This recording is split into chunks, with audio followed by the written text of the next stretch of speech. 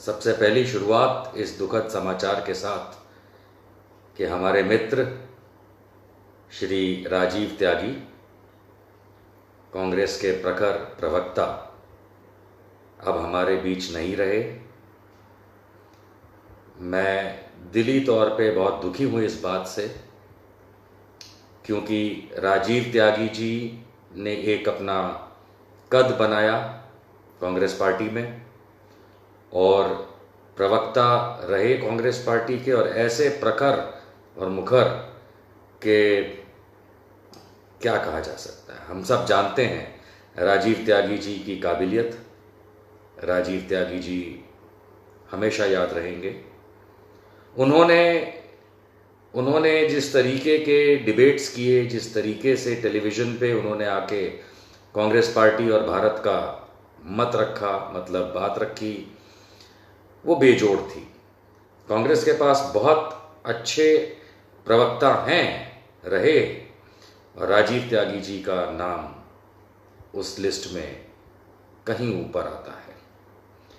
मैंने कई बार राजीव त्यागी जी को, जब मैं खुद टेलीविज़न का पार्ट नहीं था और मैं खुद एक वक्ता, श्रोता, माफ़ कीजिएगा, श्रोता के तौर पे देखता था, एक व्यूअर के तौर पे, मैं तब से राजीव त्यागी जी को देखता आया हूँ और आई विल मिस हिम, क्योंकि जिस तरीके से वो तथ्यों को सही तरीके से पेश करते थे, जिस तरीके से राजीव त्यागी जी ये मान के चलते थे कि सच्चाई ही बयान करनी है, झूठ का साथ नहीं देना है, ऐसे प्रवक्ता कम मिलते हैं।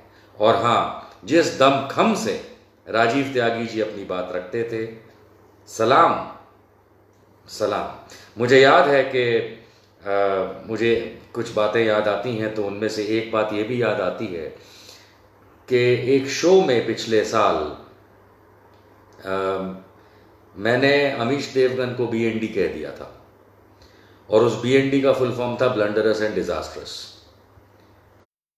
ये बात भी मैंने कही थी, और उसके बाद जो वायरल हुआ वो वीडियो, तब मुझे मालूम चला कि राजीव त्यागी जी ने BND उसको, अमीश त्यागी को, जिस लपेटे में लाके भड़वाएं दलाल कहा था, तो उस बात से जुड़ गया वो चीज़।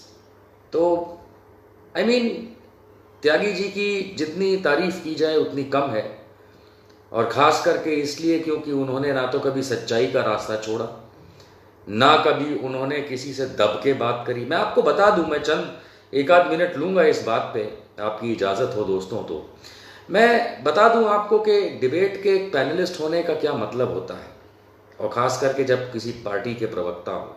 मैं तो नहीं हूं किसी पार्टी का प्रवक्ता, त्यागी जी रहे, और भी बहुत तेरे हमारे पास प्रवक्ता हर पार्टी के हम टीवी पे देखते हैं, लेकिन त्यागी जी की जो खासियत मैंने देखी, औरों में भी है।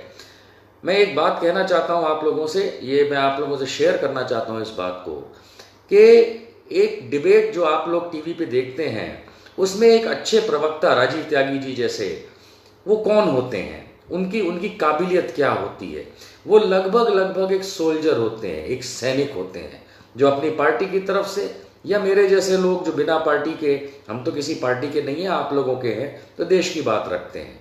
तो इसके अंदर कुछ बड़ी इंटरेस्टिंग चीज़ आपको मैं बताता हूँ कि एक अच्छे प्रवक्ता त्यागी जी जैसे की खासियत क्या होती है।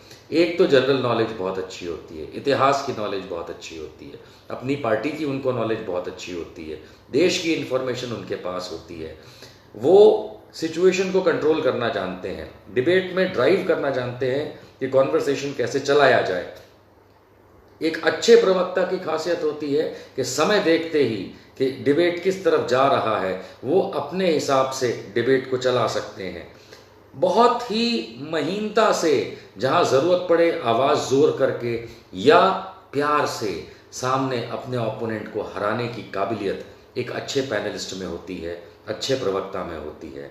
और सलाम करता हूं राजीव त्यागी जी को, जो अब हमारे बीच में नहीं है। मैं दुख के साथ इस बात को अंत करता हूं कि Tyagi ji, we will miss you. आपने अमीश देवगन को 2 शब्द कहे थे, माय डियर फ्रेंड BND। मैं आपके लिए जाते जाते त्यागी जी ये कहना चाहता हूं, सिर्फ 2 शब्द, my dear friend, miss you. Tyagi ji को मेरे श्रद्धा सुमन, उनकी फैमिली को हौसला, ईश्वर उनकी आत्मा को शांति दे।